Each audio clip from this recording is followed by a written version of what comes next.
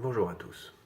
Alors, ravi de vous retrouver pour reprendre ensemble notre petit travail de réflexion sur le rêve politique propagé par l'État islamique. C'est donc le premier des exemples qui nous intéresse, vraiment celui qui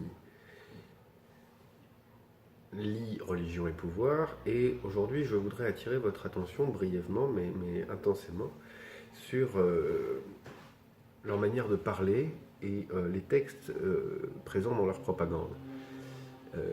En lisant ces textes pour préparer la vidéo et la précédente, il m'est apparu quelque chose d'assez frappant, et qui est que il existe très clairement une novlangue, c'est-à-dire, pour reprendre l'expression forgée par George Orwell dans son roman 1984, une entreprise menée par un État pour produire une simplification de la langue et une torsion de la langue telle qu'elle empêche la pensée critique et qui est notamment basée sur une simplification, mais aussi sur une limitation du nombre de mots.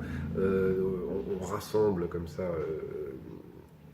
sur une transformation du régime du vrai et du faux, sur une transformation des concepts, sur une classification du vocabulaire qui doit, à terme, réellement simplifier la langue de telle sorte qu'elle empêche la pensée critique. Alors, ce qu'il y a de très intéressant, de très fort dans l'usage qu'en fait l'État islamique, c'est que la novlangue de l'État islamique s'exprime dans deux lieux différents, et c'est là qu'on s'éloigne un petit peu de la novlangue telle que l'avait pensée George Orwell. Par ailleurs, auteur que je vous recommande absolument, et notamment dans ses correspondances ou dans tous ses textes et écrits politiques, c'est quelqu'un d'assez génial. Bon. Les éléments qui sont vraiment différents, c'est que l'État islamique s'adresse d'un côté, sous la forme d'un État totalitaire, à une population qui est sous son emprise, et donc en tant que puissance dominante sur un territoire donné, en Syrie, en Irak, dans certaines zones de Libye, l'usage de la novlangue est le même que celui qui a été conçu par George Orwell, c'est-à-dire contrôler une population et empêcher la pensée critique. Mais ce qui est beaucoup plus intéressant, c'est que cette propagande se déploie à l'extérieur. Elle se déploie à l'extérieur, et notamment dans d'autres pays, en France, en Allemagne, au Canada, aux États-Unis, à travers une littérature, des revues, des vidéos, tous les supports médias possibles. Et ce qui m'intéresse là-dedans, c'est que cette pensée qui empêche la pensée critique, cette langue qui vise à empêcher la pensée critique, elle est conçue aussi pour attirer. C'est pas seulement pour contraindre et contrôler, mais aussi pour attirer. Et là, on se base sur quelque chose d'extrêmement puissant et intéressant du point de vue de l'anthropologie, c'est comment une contrainte peut être attirante. Comment une répression peut être attirante. Comment est-ce qu'on va trouver des éléments dans une culture qui contraignent, qui empêchent l'individu de s'affirmer, d'avoir une critique, qui réduit la marge de manœuvre et qui empêche totalement d'investir une forme de contestation du bien, du vrai, de l'établi, une négociation du réel, sous peine de mort dans l'État islamique. Si on conteste le réel, si on conteste le vrai, si on conteste le régime du vrai, on vous coupe la tête instantanément. Comment un élément aussi répressif peut être attirant? Ce qui est échangé immédiatement contre l'abolition de sa pensée critique, contre le renoncement à la complexité, à la singularisation à travers la pensée, à l'interprétation du monde. Donc je renonce à l'interprétation du monde, je renonce à la complexité, j'accepte cette langue simplifiée. En échange, qu'est-ce que j'ai? J'ai une appartenance. Une appartenance complète à un système simple. Et il faut garder les deux choses. À la fois, le fait d'adhérer à une pensée simplificatrice, c'est quelque chose qui peut apporter une jouissance. Mais par ailleurs, le fait de pouvoir appartenir si simplement, si profondément, est un ressort de la socialisation, est un ressort du fait de faire groupe. Et par conséquent, quand on est anthropologue et qu'on regarde à l'intérieur d'une culture des éléments répressifs, il faut ne jamais oublier de considérer leur aspect séducteur. la séduction, l'attractivité de la simplification, l'attractivité de la négation du soi, de sa singularité, de sa capacité à interpréter le monde, et donc nécessairement à le complexifier et à, voilà, à l'investir soi-même. Euh, il n'y a pas de société dans laquelle il n'y ait aucun régime du vrai et aucun établi, aucun réel qui soit en quelque sorte proposé. Ce qui change, c'est le niveau de négociabilité. Euh, dans l'État islamique, on a un niveau nul. Ce niveau nul est attractif. C'est ça qu'il faut penser, c'est ça qu'il faut considérer, c'est ça qu'il faut comprendre. Et que le fait d'appartenir est, en quelque sorte, plus important que le fait de pouvoir négocier le vrai et faire part de son interprétation du monde. Alors, bon, des exemples par rapport à cette simplification et ce qui forme cette véritable novlangue, d'abord, il y a vraiment les espèces de couples d'opposition. Quand vous lisez un texte de Daesh, la mort du Moudjahid, c'est la vie. La mort, c'est la vie. Hein. Le terrorisme, ça n'est pas un devenir affreux, c'est un devenir joyeux. La guerre, littéralement, c'est la paix.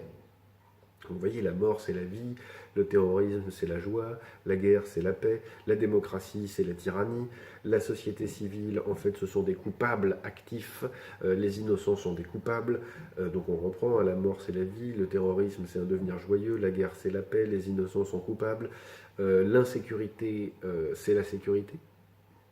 Par exemple, ils disent régulièrement dans leur manuel de propagande, dans leur revue, qu'il faut absolument rejoindre la Syrie et l'Irak, parce que sur place, on pourra tout à fait vous trouver un boulot, vous trouver un lieu d'hébergement, une maison, et que vous pourrez vivre en sécurité et en paix. Donc en gros, l'insécurité, c'est la sécurité. Et enfin, il y en a d'autres qui sont amusants. Il y a une critique récurrente dans les textes de Daesh du multiculturalisme, de la démocratie, de la société civile, mais revenons là-dessus. Le multiculturalisme, dans leurs textes, c'est en fait un diktat culturel. Donc le multi, c'est le diktat. Ça recouvre des choses qui sont extrêmement simples. Quand on dit la guerre, c'est la paix, le fait qu'il y ait des hommes en armes qui se tirent dessus, c'est un fait, c'est la guerre. On en parle comme la paix. Le fait que le terrorisme soit conçu pour produire de la terreur, c'est un fait, et ça terrorise. On en parle au contraire comme un acte de délivrance. Le fait que quelqu'un meure après s'être fait sauter, c'est la mort. Il est mort.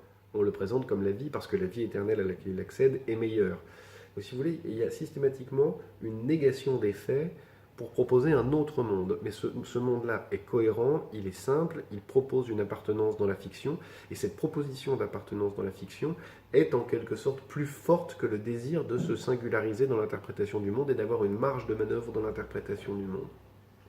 Alors, on ne trouvera pas de double plus bon ou de plus bon comme Orwell a pu le dire, mais néanmoins on a une prodigieuse simplification dans l'évaluation des choses. Les choses sont ou bonnes ou mauvaises, ou haram et avec les koufars, ou au contraire sacrées et bonnes.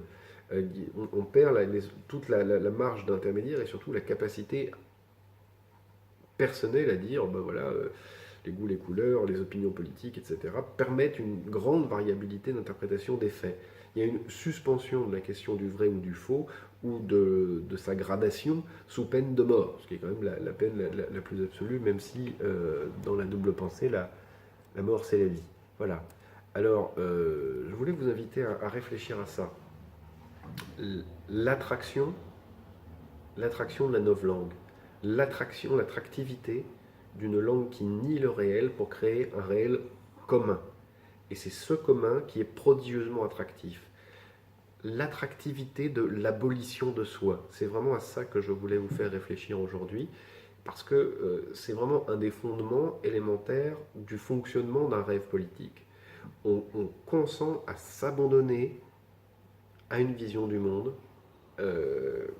en l'occurrence dans celle-là, on y consent jusqu'à abolir sa propre capacité de discernement et d'interprétation du monde. En résumé, je voulais partir du texte d'Orwell et vraiment en fait vous montrer que non seulement c'est un outil de répressif, la novlangue, mais c'est aussi un outil attractif, au contraire. C'est utilisé par l'État totalitaire sur place et ça peut être utilisé pour faire venir, pour attirer. Étonnant, hein. Alors, il ne s'agit pas simplement de la servitude volontaire, il s'agit de l'attractivité euh, d'une fusion autour d'un rêve simple. J'aurais même tendance à dire que plus le rêve est délirant, plus il est attirant. Plus il est délirant, c'est-à-dire plus il est excluant par rapport à une communauté de bon sens, ou de connaissances, plus il est attirant parce qu'il exclut et inclut en même temps. S'il est vraiment étonnant, bizarre, pure négation du réel, il suppose un vrai effort pour rejoindre la communauté. Et simultanément, il sépare des autres. Donc vraiment, il permet de faire groupe. Voilà.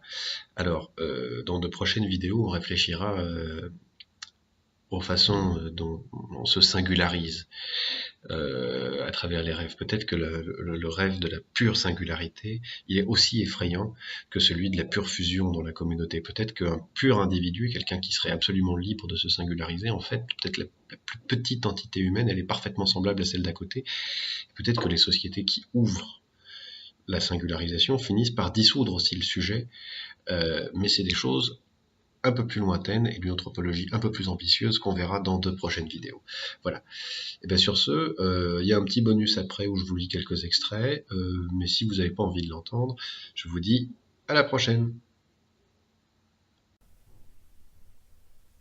Alors en bonus, quelques textes pour illustrer ce qui vient d'être dit. Par exemple, on peut lire dans la revue de propagande d'Ar al-Islam, numéro 1, un extrait qui vraiment exprime la pleine conscience de ce que la langue est complètement un lieu de guerre. Et donc il dit voilà, il y a un temps pour tout, un temps pour vivre, un temps pour mourir, un temps pour pleurer, un temps pour rire, un temps pour aimer, un temps pour haïr. Le temps est venu d'agir et de secourir la religion par la langue, le cœur, les membres, la plume et le sable. Donc vous voyez, il y a cette espèce de pleine conscience de ce que le travail de la langue euh, est au cœur de la propagande de l'appartenance du combat. Bien. Alors ensuite, on a des tas de très beaux exemples d'indifférenciation dans lequel voilà,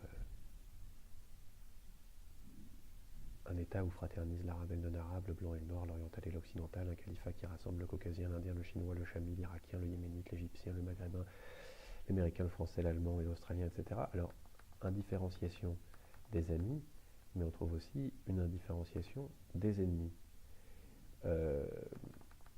Alors, je vous retrouve un exemple de ça un peu plus loin. Qu'il soit chrétien, catholique, protestant ou orthodoxe, qu'il soit juif, orthodoxe, conservateur ou progressif, qu'il soit bouddhiste, hindou ou sikh, qu'il soit capitaliste, communiste ou fasciste, ils sont en fin de compte alliés les uns des autres contre l'islam et les musulmans. Dar al-Islam numéro 7. Alors évidemment, il y a le passage que je vous avais lu la dernière fois, que sachez que répandre le sang des personnes résidant dans les pays des croisés des combattants n'est pas interdit. Il n'y a pas d'innocents là-bas. Alors après, il y a, toujours pour poursuivre, dans La mort c'est la vie, le terrorisme c'est la paix, la guerre c'est la paix, etc.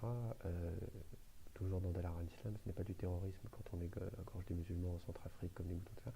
Personne ne pleure ou ne s'insurge, tout cela n'est pas du terrorisme mais de la liberté, de la démocratie, de la paix, de la sécurité et du vivre ensemble. Donc vous voyez, il y a cette façon, dans cette rhétorique-là, de disqualifier tous les mots qui sont utilisés dans la propagande, enfin de leur point de vue occidental, et de les réduire à une forme de violence.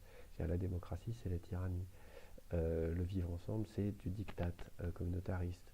La sécurité, c'est l'insécurité, etc., etc.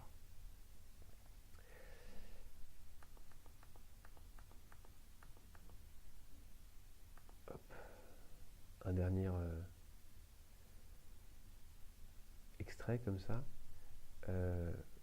Donc c'est le Dar al-Islam du mois du Ramadan. Il n'y a pas de meilleur acte dans ce mois et dans les autres que le djihad et dans le sentier d'Allah. Alors profitez de cette occasion et suivez la voie de vos pieux prédécesseurs. Secourez la religion d'Allah par le djihad.